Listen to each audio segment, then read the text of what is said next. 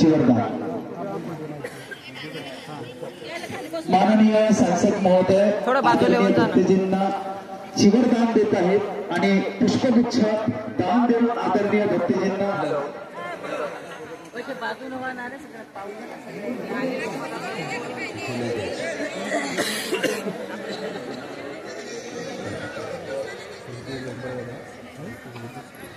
चप्पल जूते निकालिए। मैं जैसे जैसे कहूँगा 3 बार नमो तस्से भगवतो अरहतो सम्मा सम्बुद्धस्से 3 बार बोलिए।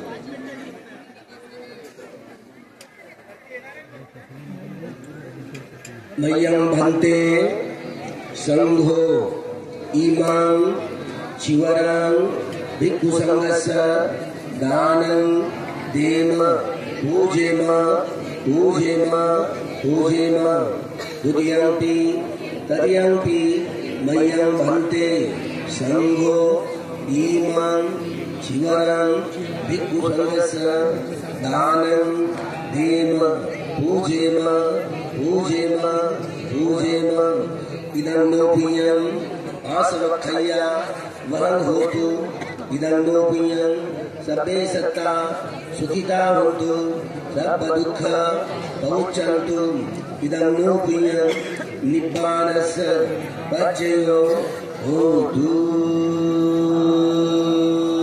साधु साधु विदितं गदितं धियं गीतं विमासमि जतु तब्बे पुरेन्दु चित्तसङ्गपा चन्दोवन्नरसो यथा मणिज्योतिरसो